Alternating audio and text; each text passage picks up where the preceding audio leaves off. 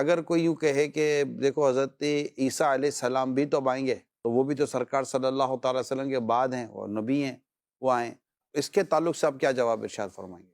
دیکھیں نبی پاک علیہ الصلاۃ والسلام کے بعد ان کو نبوت دی گئی یا نبی پاک علیہ الصلاۃ والسلام کے آنے سے پہلے ان کو نبوت دی گئی؟ پہلے دی گئی تھی۔ پہلے دی گئی، تو لہذا بعد والا تو ہے ہی نہیں اس کے اندر معاملہ۔ نبی پاک علیہ الصلاۃ والسلام کے بعد اگر کوئی پہلے والا نبی آتا ہے تو اس کو نئے سرے سے نبوت تھوڑی دی گئی۔ شب معراج کے اندر تو سارے نبی اپنے جسم مبارک کے ساتھ موجود تھے، جی ہاں، تو کیا وہ حضرت عیسیٰ علیہ السلام کی بھی تخصیص کیا؟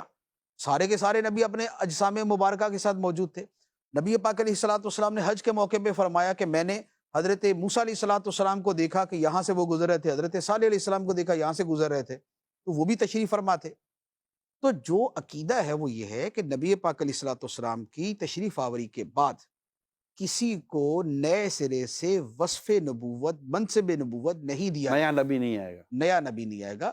پہلے سے جن کے پاس نبوت ہے وہ تو باقی ہے، نبوت زائل تو نہیں ہوتی، تو سارے کے سارے نبی تو پہلے حضرت عیسیٰ علیہ السلام جب تشریف لائیں گے تو وہ ان کا آنے کا جو ہوگا جو سارا معاملہ، اس کے تعلق سے آپ ناظرین کی کیا رہنمائی فرمائیں گے؟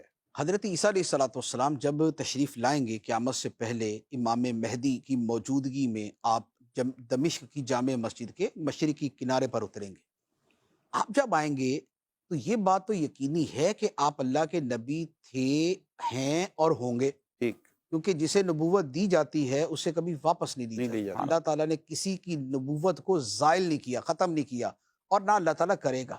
تو لہذا جب آپ تشریف لائیں گے تو آپ اللہ تعالیٰ کے نبی رسول ہوں گے، لیکن آپ دنیا میں آنے کے بعد جب آپ اس وقت تشریف لائیں گے، اس وقت آپ کی جو حیثیت ہے وہ بطور نبی کے ہوگی، یا یہ ہوگا کہ نبی ہوتے ہوئے وہ ہمارے نبی صلی اللہ علیہ وآلہ وسلم کے امتی کے طور پہ آئیں گے، واہ، آپ کی شریعت پر چلیں گے، آپ کی شریعت کی ترویج کریں گے، آپ کی شریعت کو بیان کریں گے، آپ کی شریعت کی طرف لوگوں کو بلائیں گے، آپ کی شریعت کے احکام نافذ کریں گے۔ تو جو حضرت عیسیٰ علیہ الصلاۃ والسلام کا آنا ہے وہ اپنی انجیل کے ساتھ نہیں ہوگا، وہ انجیل کے احکام جاری نہیں کریں گے، وہ انجیل کی شریعت بیان نہیں کریں گے، بلکہ نبی پاک علیہ الصلاۃ والسلام کے امت کے ایک امتی کے طور پہ تشریف لائیں گے، اور اسی دین اسلام کی شریعت، اسی کے احکام اور اسی کی ساری چیزوں کو بیان کریں گے۔ تو لہٰذا آپ کا وہ جو آنا ہوگا، آپ نبی ہوں گے لیکن وہ آنا بطور نبوت کے نہیں ہوگا بلکہ بطور امتی کے۔ اتنا واضح ہے کہ یہ پورا کچھ نبی پاک علیہ السلام کی احادیث میں موجود ہے، جہاں قیامت کی نشانیاں بیان ہوئیں۔